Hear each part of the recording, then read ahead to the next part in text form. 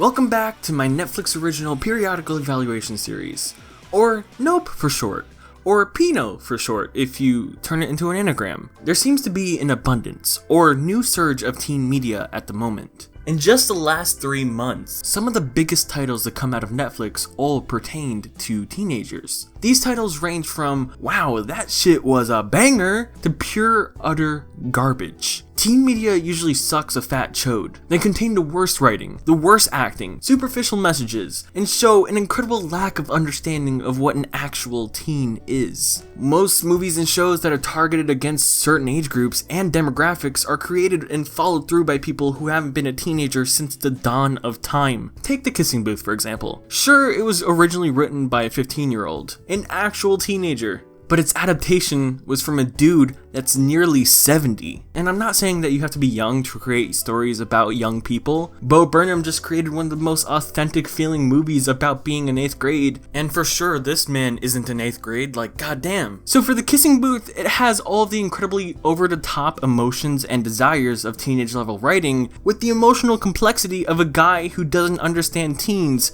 but knows exactly how to pander to them as hard as shit. So when you happen to be that old, and combine it with a complete lack of understanding of what normal life is, then you start to show your complete lack of awareness to what an actual living, breathing teen is. All you start to get is a dead, walking corpse of a teen in a rom-com without a director giving life and reality to that kind of age. This has been happening for years, but today I want to talk about 3 titles that have been getting incredible buzz. 2 of them are starting to show how people are starting to understand how an actual teenager thinks and feels in the world, and how to translate that into a fun and genuine, cute film. And one of them is pure, utter garbage that attempts to be fun for teenagers, but it's ripped straight from someone's formula for how to create the laziest, try-hardiest, piece of shit story with no desire to actually be something besides a product of money. To start, we'll talk about Alex Strangelove, a pretty decent take on modern love. Spoilers ahead, you dork. My name is Alex Truelove. Yes, that's my real name. I have a 4.0 GPA, I'm student body president, and I have a great girlfriend. This movie discusses teenage sexuality and desire in a pretty realistic and mature manner, for the most part. It follows the main character of Alex Truelove, and his plans to lose his V-card with his girlfriend Claire. But he starts to think, oh fuck, I might be gay. So the film starts with Alex talking about the good old world of sex, and his views on the whole dance with no pants. When it comes to mating, I'm not really sure what kind of animal I am. Mostly because, well, I haven't had sex yet. He then meets Claire, and we get a really cute scene that wins me over every time. Don't fall in love with me, and we only simply met you. I'm in love with you, but you might decide. I want you Always take the lens cap off the lens. to be my video production partner. I can't deny that shit was cute. They start doing loads of cool high school shit together. They go naked for the school, they post videos to the school on YouTube. By the way, how does a school YouTube channel have 67,000 subs? I'm fucking jealous. That's fucking bullshit. So one night they're gonna hang out, right? And it turns out Claire's mom is sick. So Alex is there for her as a friend and consoles her. A funny thing is though, that if you look at the plot summary on Wikipedia, it describes how they start dating so oddly. After discovering her mother is having tests for cancer, they kiss and begin dating. It's like they're saying, oh shit, your mom got cancer, let's fuck. It's just odd. So we start to meet a bunch of Alex's friends, and we don't really see them much during the film. But we also meet Alex's main dude, Adele, and I can't really make up an opinion on his character. He's kind of annoying and stupid at times. What are you doing? Where are you going?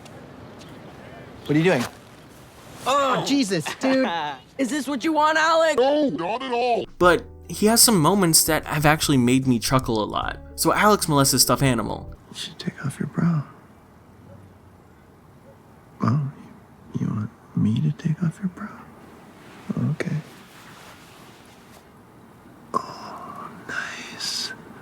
Boobies.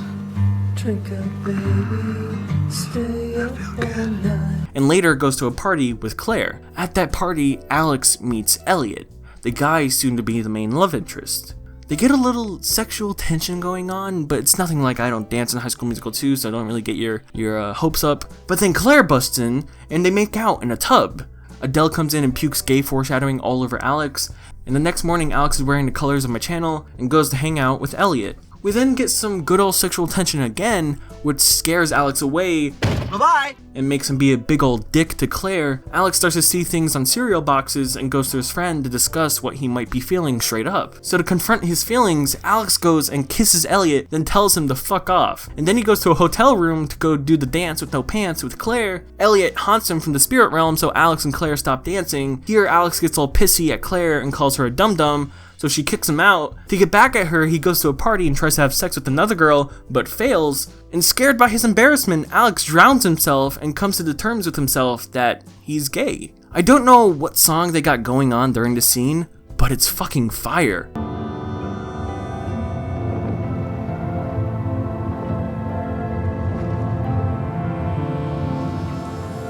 Claire saves Alex from fucking dying, and he finally tells her he's gay. They go to the prom together, but Claire surprises Alex by bringing out Elliot, and they dance together, and huzzah blah, happy ending in a way. I'm very iffy on the romance of this film. While all the stuff pertaining to the dude coming out as gay is dope and cool, at the same time, the film builds up so much romance and history between Alex and Claire, and it becomes very conflicting. There's just so much time devoted to Claire and Alex sharing chemistry together, and only a handful of scenes with him and Elliot. It would have been much better if the film focused on Alex and Elliot's love a little bit more than just a couple minutes of flirting. The actress for Claire is honestly the best one in the entire movie. She gets an incredible amount of depth into her character, and the acting is pretty good for the most part. But like I said, she gets most scenes with Alex. I feel pretty bad for her that she's just left with a broken heart at the end, with her accepting she can never be with Alex. Like, why spend so much time on her and not the guy Alex ends up with? It's just like, dude, why you gotta hurt my heart like that? The direction and editing is pretty good for a teen rom-com. Nothing about it becomes obnoxious, but it mostly keeps it visually interesting. The soundtrack can be pretty banging as well. There's some really good retro feeling tunes like the one you just heard in the pool scene, and that shit's nice as fuck.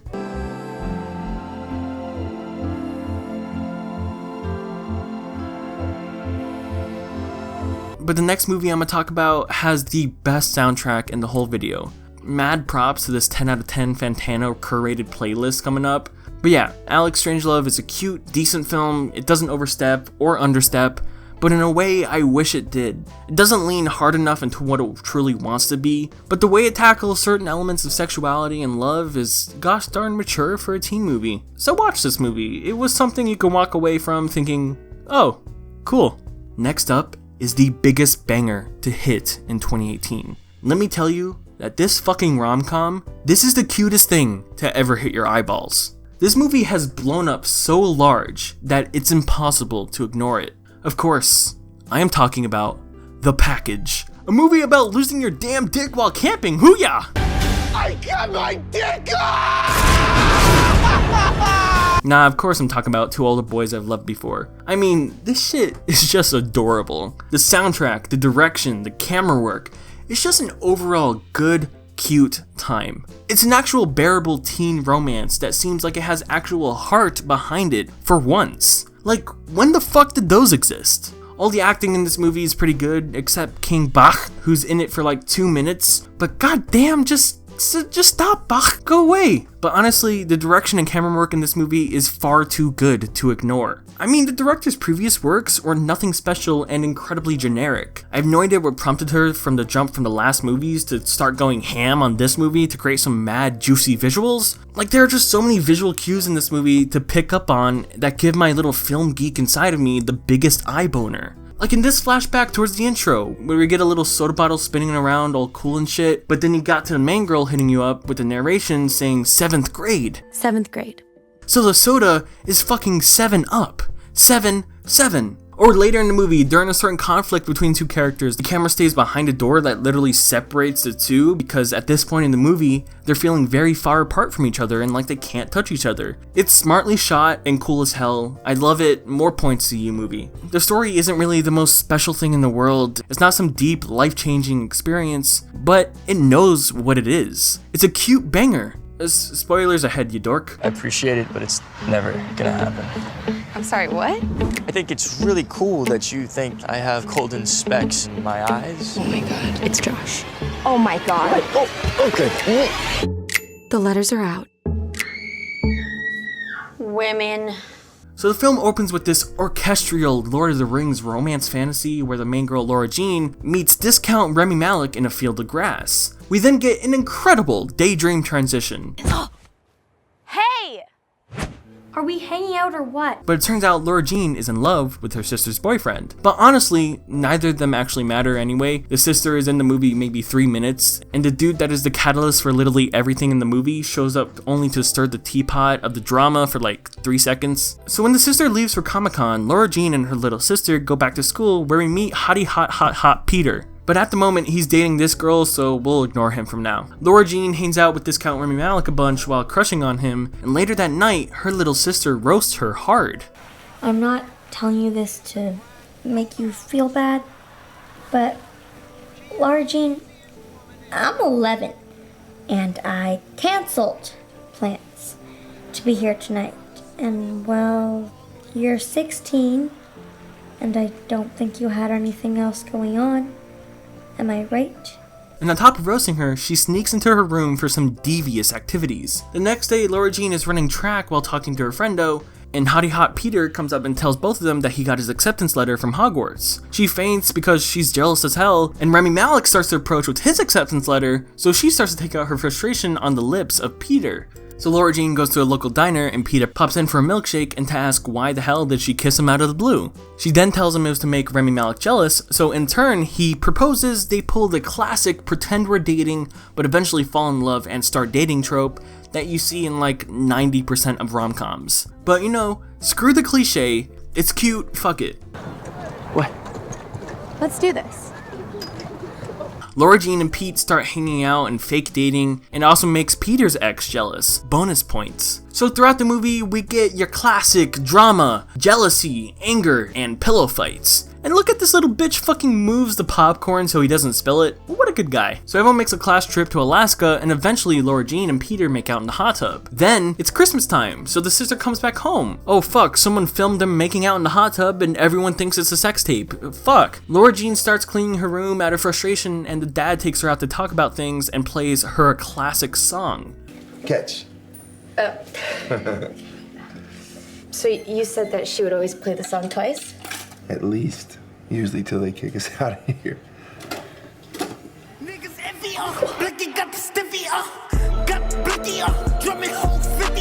We soon find out that the little sister sent out acceptance letters to all of the boys. Laura Jean confronts who the suspected camera person of the recording might be, and Pete defends Laura Jean against the whole school. Not that it's anyone's business, but nothing happened in the hot tub. Okay, so if I hear anybody talking about Laura Jean or that video, I'm gonna kick all of your asses. Do you understand? Discount Rami Malek and Laura have a long talk about her past crush and shit, and how it confused the hell out of him. Laura Jean confronts Peter in the same way she did originally about dating, and it's a cute, adorable ending, huzzah blah. The story is cliche, predictable as fuck, and overall underwritten. But the direction, the camera work, the cinematography, and the cast themselves make this movie what it is. The soundtrack isn't a revolutionary orchestra, but it's also not a cringy selection of pop songs. Each song actually feels like it fits the current tone of the scene.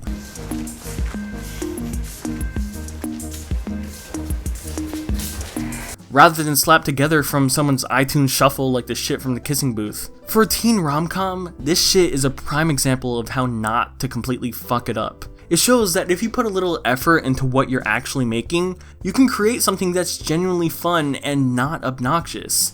Now, we have reached the final Netflix original I'm going to discuss today, and maybe for the rest of my life.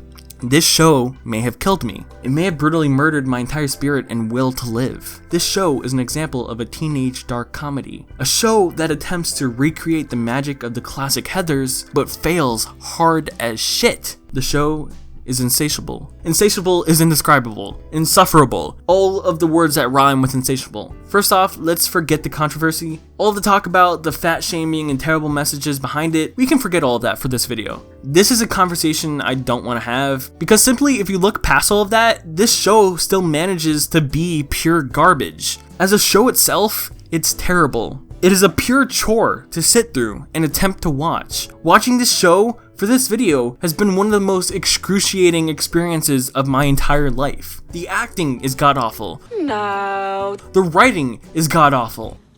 Diarrhea.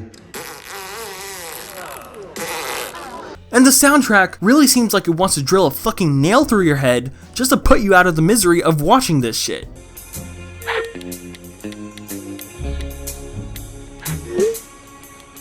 It's been an incredibly long time since I've hated something this much. I'm easy to please, I don't really hate things. You want to know what this show is about? Well, I'll tell you quickly, because I don't want to go completely mad from recollecting all of my memories about this fucking show. Debbie Ryan plays a girl wearing a fat suit, but she gets knocked out by a dude and can't eat for a while, so she becomes hotter to everyone else in the show. She meets Bob the Builder, and they have back and forth involving beauty pageants and family dramas and romantic dramas, and all of this leads Krabby Patty down a dark path until she murders the dude in the cringiest and most annoying way possible. You're a bad person. I'm a good person! I'm a good person! Patty, stop! I'm a good person! Patty. I'm a good person! I'm a good person! I'm a good person! I'm a good person! Okay, so I'm all for dark comedy. Give me the most fucked up, insane, and darkest shit you can find, and I will absolutely adore it. Ever see The Lobster? That is one of my favorite movies of all time, and it is 100% not for everyone. Is your room number 186? Yes, it is. I imagine you know that masturbation is not permitted in the rooms or any other area of the hotel. Yes.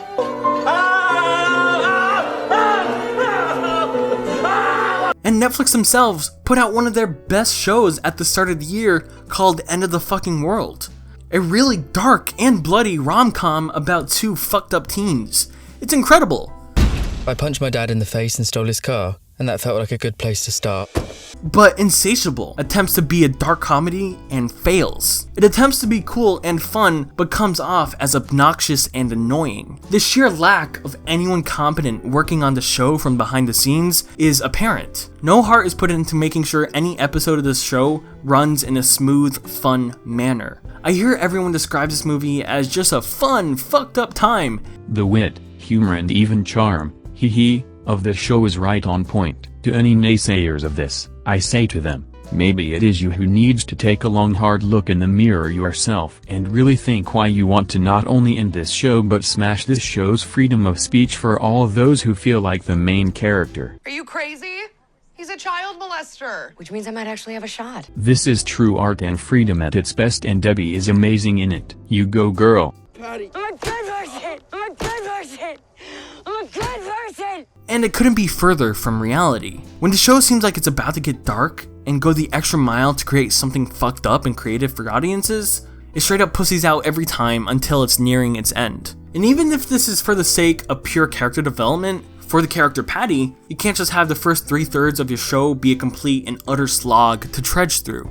You can completely skip an entire episode of this show and not miss a thing. No character changes in the slightest way, barely any story development. It's all the same every single episode until it all comes to the head in a climax. But once it reaches its climax, it's still undercut by terrible setups and executions. Not to mention, the editing is something straight out of a Lele Pond sketch on YouTube. Check out this weird and distracting cut. I'm right here.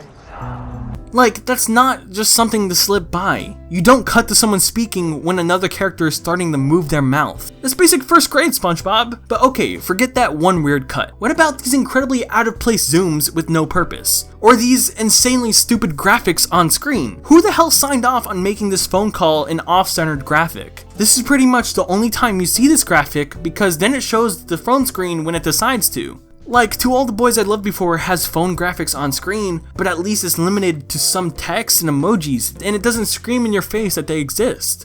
Meanwhile, Insatiable is all over the place with annoying shit. Speaking of annoyances, what the hell is going on with this out-of-place wipe transition? What is with the overabundance of sound effects that make this feel like a Ned's Declassified episode? Right down to his fruity little caboodle. Got him. Why is it that the production value noticeably becomes dog shit at times and it's filmed like an episode of Days of Our Lives? It's appalling how bad you can fuck something up. None of it is for satire, so do not come at me with that argument. Satire is the exaggeration or ridicule of something for the purpose of humor. There's nothing humorous about showing me a pile of dog shit on screen for 12 hours. Hell, that might actually be funnier than the show. You want an example of how bad the writing in the show is? I'm not a monster. No, you're my great white hope. That sounds a little racist. That's all you need, because that is exactly how every joke in this show plays out. The characters are incredibly unlikable. They can be terrible human beings, and I still would love the fuck out of them if they had any ounce of charming relatability or clever writing. But fuck all that, it doesn't exist in Insatiable. Fuck Insatiable and everything it holds. Alex Strangelove and To All the Boys I've Loved Before stand as masterpieces when shown in the same light as Insatiable. Today I showed you 2 examples of a decently cute teen rom-com, and 1 example of their trashiest teen dark comedy I've ever seen. Thank you guys for sitting through that unbridled rage at the end. I just created a Discord server that you can join and yell at me about stuff if you're a Patreon supporter. Come over and talk about High School Musical 2 or something, or follow me on Twitter where I post pictures about the medulla oblongata or some shit. Got a lot of videos in the works, see you next time.